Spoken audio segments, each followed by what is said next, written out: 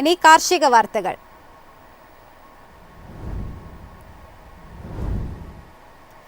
പശ്ചിമേഷ്യയിലെ സംഘർഷാവസ്ഥയുടെ പ്രതിഫലനം സംസ്ഥാനത്തെ ഡ്രൈ ഫ്രൂട്ട്സ് വിപണിയിലും പ്രകടമാകുന്നു. ഇറാൻ, അമേരിക്ക തുടങ്ങിയ രാജ്യങ്ങളിൽ നിന്നുള്ള ഇറക്കുമതിയിൽ അനിശ്ചിതത്വം ഉയർന്നതോടെ പിസ്ത, ബദാം, ഉണക്കമുന്തിരി, അത്തിപ്പഴം എന്നിവയ്ക്ക് വില കുത്തനെ ഉയർന്നു. പശ്ചിമേഷ്യയിലെ സംഘർഷം വ്യാപാര മേഖലകളെയും ബാധിച്ചിരിക്കുകയാണ്. പ്രധാനമായും ഇറാൻ, അഫ്ഗാനിസ്ഥാൻ, അമേരിക്ക എന്നിവിടങ്ങളിൽ നിന്നാണ് സംസ്ഥാനത്തേക്ക് ഡ്രൈ ഫ്രൂട്ട്സ് എത്തുന്നത്. ലോകത്തിലെ പ്രധാന ബദാം ഉൽപാദന കേന്ദ്രമായ അമേരിക്കയിലെ കാലിഫോർണിയയും പിസ്തയുടെ പ്രധാന ഉൽപാദകരായ അമേരിക്കയും ഇറാനും ഇപ്പോഴത്തെ സംഘർഷത്തിന്റെ പശ്ചാത്തലത്തിൽ വ്യാപാര സമ്മർദ്ദം നേരിടുന്നു. ഇതോടെ കോഴിക്കോട്, വലിയങ്ങാടി ഉൾപ്പെടെയുള്ള വിപണികളിൽ വില കുത്തനെ ഉയർന്നു. യുദ്ധത്തിന് മുൻപ് കിലോയ്ക്ക് 1000 രൂപയുണ്ടായിരുന്ന ഇറാനിയൻ പിസ്തയ്ക്ക് ഇപ്പോൾ 1200 രൂപയായി.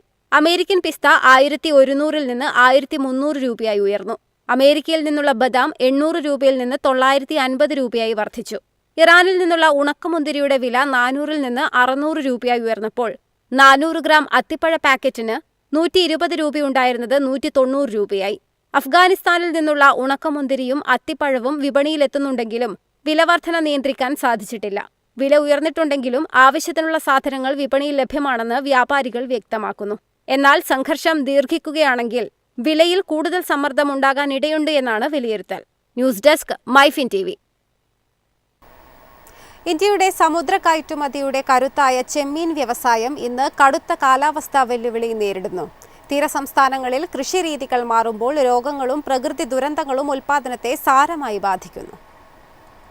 ഇന്ത്യയുടെ സമുദ്ര കയറ്റുമതിയുടെ പ്രധാന തൂണാണ് ചെമ്മീൻ വ്യവസായം.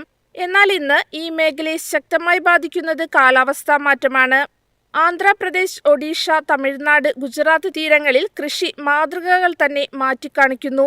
താപനില ഉയരുന്നത് ചെമ്മീന്റെ വളർച്ചയെ ബാധിക്കുന്നതോടൊപ്പം രോഗസാധ്യതയും വർദ്ധിപ്പിക്കുന്നു. Early mortality syndrome, white spot virus പോലുള്ള രോഗങ്ങൾ വേനൽക്കാലത്ത് കൂടുതൽ വ്യാപകമാവുന്നു. ചുഴലിക്കാറ്റുകൾ, വെള്ളപ്പൊക്കം, ക്രമരഹിതമായ മഴ എന്നിവ ഉൽപ്പാദനത്തെ തകർക്കുന്ന പ്രധാന ഘടകങ്ങളാണ്. കൂടാതെ ലവണാംശത്തിലെ മാറ്റങ്ങൾ വളർച്ചയെ മന്ദഗതിയിലാക്കുകയും മരണനിരക്ക് ഉയർത്തുകയും ചെയ്യുന്നു.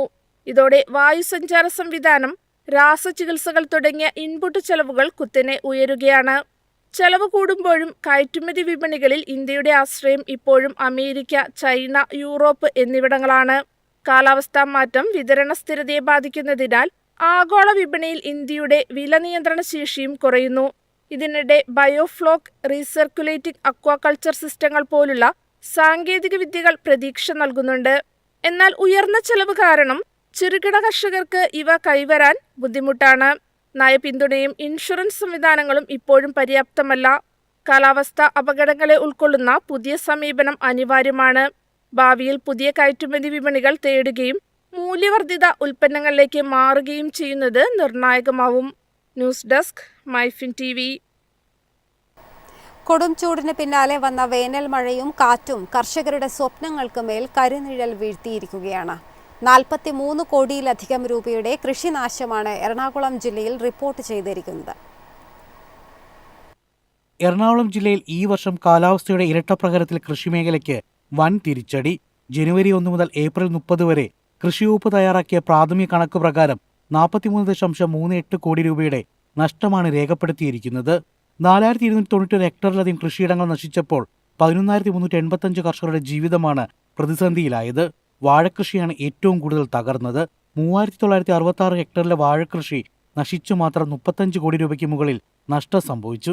കോതമംഗലം ബ്ലോക്കിലാണ് നാശം ഏറ്റവും രൂക്ഷം.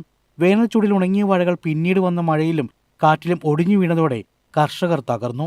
വായ്പയെടുത്തും പാട്ടഭൂമിയിൽ കൃഷിയിറക്കി മുന്നോട്ട് പോയ കർഷകർക്ക് ഇപ്പോൾ തിരിച്ചടവാണ് വലിയ വെല്ലുവിളി. ബാങ്കുകളും സ്വകാര്യ ധനകാര്യ സ്ഥാപനങ്ങളും ജപ്തി നടപടികൾക്ക് തയ്യാറെടുക്കുന്നതായി കർഷകർ പറയുന്നു. നഷ്ടപരിഹാരം ലഭിക്കാൻ വൈകുന്നതും പ്രതിഷേധം ശക്തമാകുന്നു. അപേക്ഷകളും പരിശോധനയും പൂർത്തിയാക്കിയിട്ടും സഹായം ലഭിക്കാൻ നീണ്ട കാത്തിരിപ്പാണെന്ന് ആരോപണം. അടിയന്തരമായി സർക്കാർ ഇടപെടൽ ഇല്ലെങ്കിൽ കൂടുതൽ കർഷകർ കടുത്ത പ്രതിസന്ധിയിലാകുമെന്നും ആശങ്കയുയരുന്നു. News desk, MyFin TV. എളുപ്പത്തിൽ സമ്പാദ്യം വളർത്താം.